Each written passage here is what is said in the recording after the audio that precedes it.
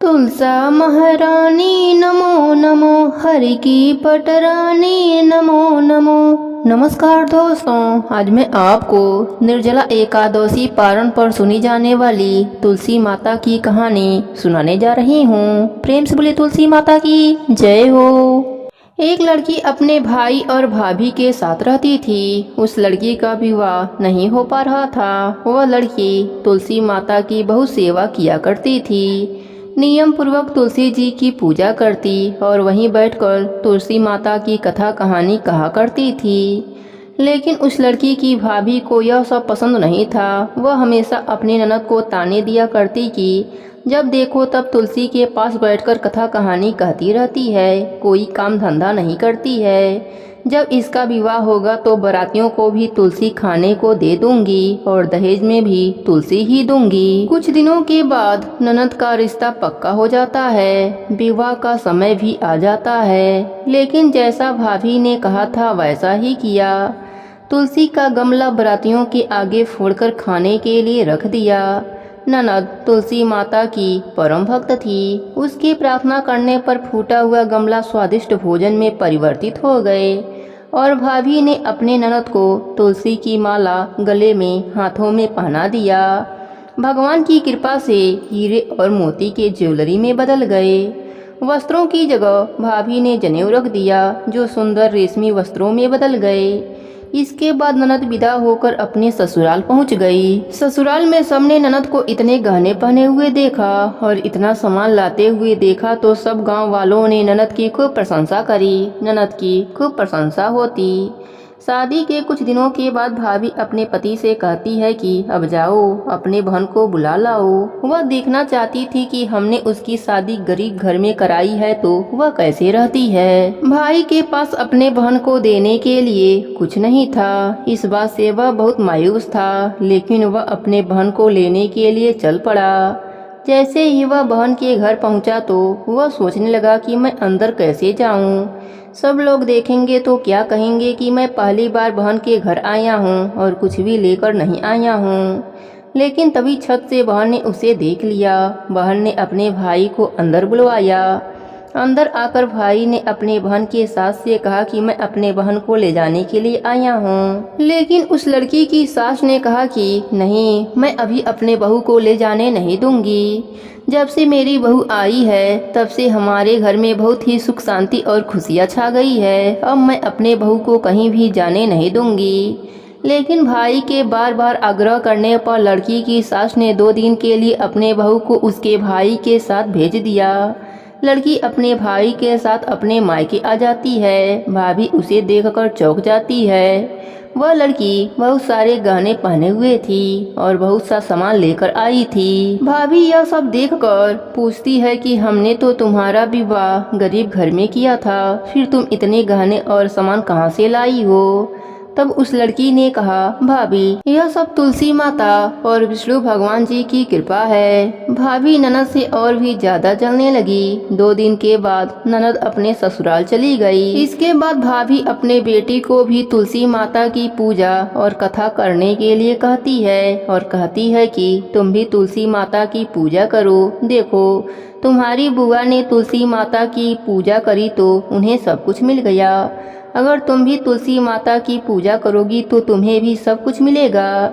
लेकिन उसकी बेटी का मन पूजा में नहीं लगता था। वह तुलसी माता की पूजा बेमन से किया करती थी। लेकिन भाभी जबरदस्ती उससे पूजा करवाया करती थी। भाई की लड़की की भी शादी तय हो गई। उसके शादी का समय आया तो भाभी ने वैसा ही व्यवहार किया जैसा उसने अपने ननद के साथ किया था। लेकिन उस समय कुछ नहीं बदला क्योंकि उसकी बेटी ने पूजा मन से नहीं किया था। लड़की अपने ससुराल चली जाती है। वहाँ भी उस लड़की की बहुत बुराई होती है। सब गांव वाले उस लड़की और उसकी माँ की बहुत बुराई करते हैं। कुछ दिनों के बाद उसकी माँ अपने पति से कहती है कि जाओ मेरी बेटी को ले आओ। उसका पति अपने बेटी को लेने जाता है और बेटी अपने घर आती है। लेकिन बेटी पर कोई गहने न थे, कुछ भी नहीं था। वह बहुत ही गरीब हालत में थी।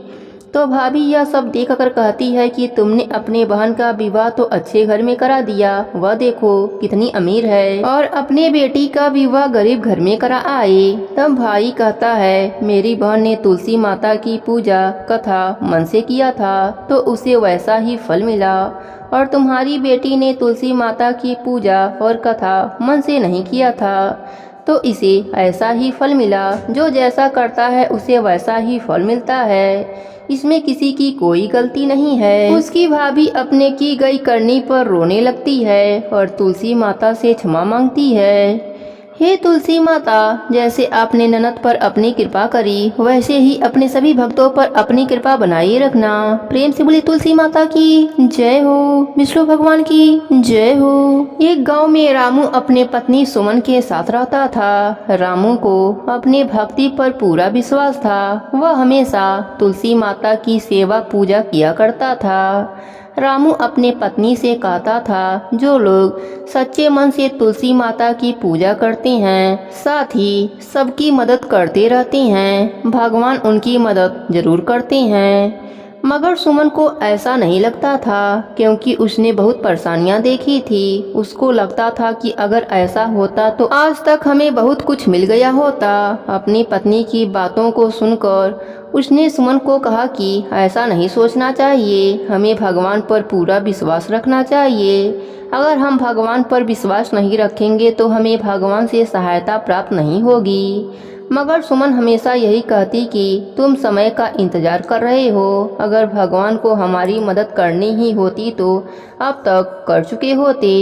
तुम तो भगवान के बहुत बड़े भक्त हो, तुम्हें भगवान की कृपा क्यों नहीं मिल रही है, तुम्हें परेशानियां क्यों उठानी पड़ रही है। पर वह अपने पत्नी की बातों पर ध्यान नहीं देता था। वह उसी गांव के विष्णु भगवान की मंदिर में काम किया करता था। उसका काम मंदिर की सफाई करना था।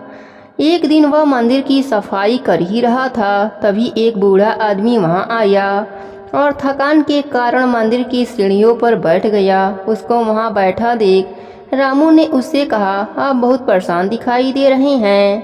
मैं 2 दिन से कुछ नहीं खाया हूँ, बहुत कमजोरी हो रही है। मैं कुछ काम करके पैसा कमा लेता हूँ, लेकिन मेरी तबीयत ना ठीक होने के कारण मुझे काम नहीं मिल रहा था, जिसके कारण मैं बहुत भूखा हूँ। रामू ने कहा, आप मेरे साथ चलिए, मैं आपके लिए कुछ खाने का प्रबंध करता हूँ। रामू उन्हें लेकर अपने घर आया। घर में सुमन खाना तैयार कर रही थी। कुछ देर के बाद ही सुमन ने खाना लाई। वह बूढ़ा आदमी उस रामू के साथ बैठकर खाना खाए। वह बूढ़ा आदमी बोले, तुम्हारे जैसे लोग दुनिया में बहुत ही कम होते हैं जो किसी की मदद करते हैं। तुमने मुझे खाना खिलाया, तुम बहुत अच्छे आदमी हो।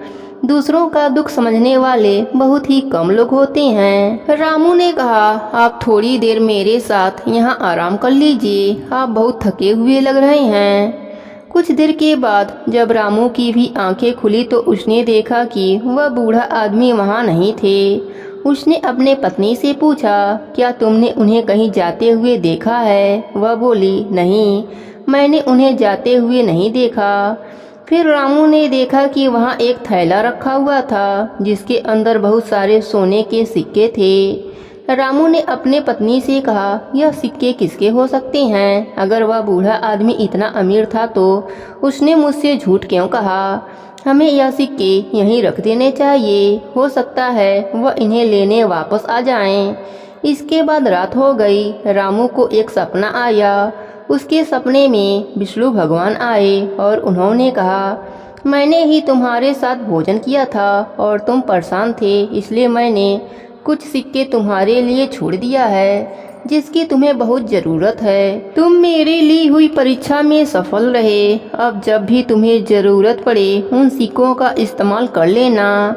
तभी उसकी आंखें खुल गई। उसने अपने पत्नी को सारी बात बताई। अब उसकी पत्नी सुमन ने कहा, मैं गलत थी। अब मुझे यकीन हो गया कि सच्चे भक्त की बातें भगवान हमेशा सुनते हैं। अब पति पत्नी नित नियम से तुलसी माता को सींचने लगे, विष्णु भगवान की पूजा अर्चना करने लगे। हे तुलसी माता, हे विष्णु भगवान, जैसे आपने इन पति पत्नी पर कृपा करी वैसे ही अपने सभी भक्तों पर अपनी कृपा बनाए रखना। प्रेम से बोलिए तुलसी माता की जय हो, विष्णु भगवान की जय हो।